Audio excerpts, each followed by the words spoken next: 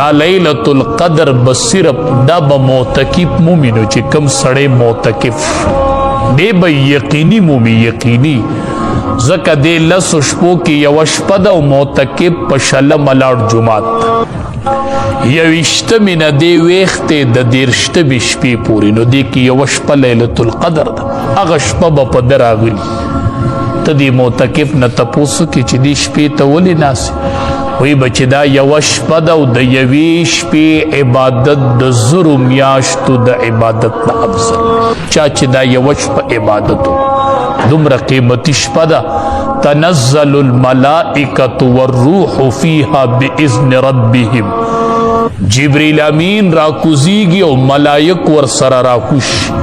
دا مخ د ځمکې ملایکو ګنډلې وي په هغه شپه ټول ملایک راکوز شوي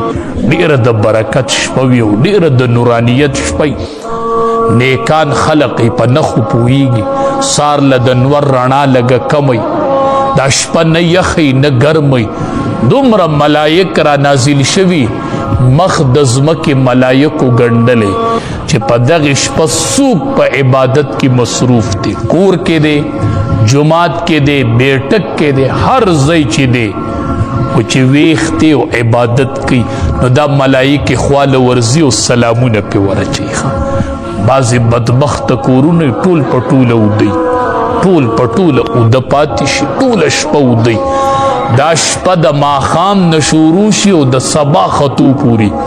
دا ملائک هر ځای ته حاضري کوي چې ویښ سړی پکې په عبادت ولاړي د دې معتکفینو خوا ته راځي د جومات کې چې معتکفین ناست دې خو پې پوه نه شي هغه ملائک راشي او سلامونه په دوی ورواچي داسې د برکت یوه شپه ده نو په کال کې یوه راځي او د رمضان المبارک اخیره عشره کې راځي نو چا چې عبادت وکړو نو د زرو میاشتو د عبادت نه افضل دی نو که تا دې معتکف نه بیا دا تپوس وکړو چې دې شپې ته دا دومره فضیلت ولې حاصل دی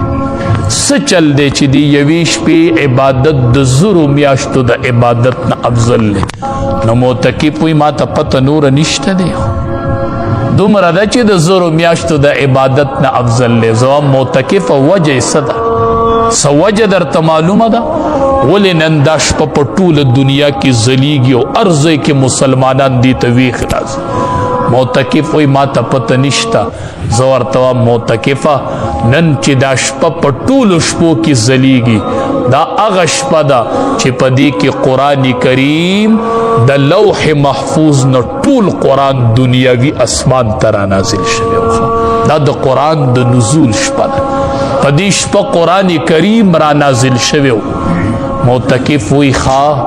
په دې شپه قرآن را نازل شو الله دې شپې له دومره لوی مقام ورکړ نو تاسو نه تپوس کوم چې کومه سینه کې قرآن محفوظ شي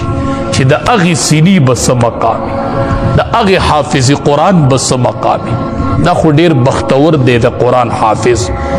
چې په شپه کې قرآن راغی نن هغې شپې ته دومره د عزت نوم میلو شو چې ټوله دنیا کې معتکفین اعتکاف ته ناست دي ای د قرآن حافظه هغه قرآن ستا په سینه کې الله محفوظ کړی دی ته په سینه کې ګرځئ څومره لوی مقام به د دې حافظ او د قرآن د ویونکي وي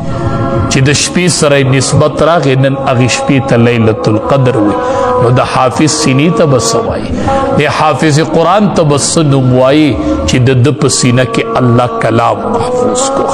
الله ډیر فضل کړی دی چې د چا په سینه کې الله قرآن کریم محفوظ کړی دی نو ډیره قیمتي شپه اخیره عشره کې را روانه ده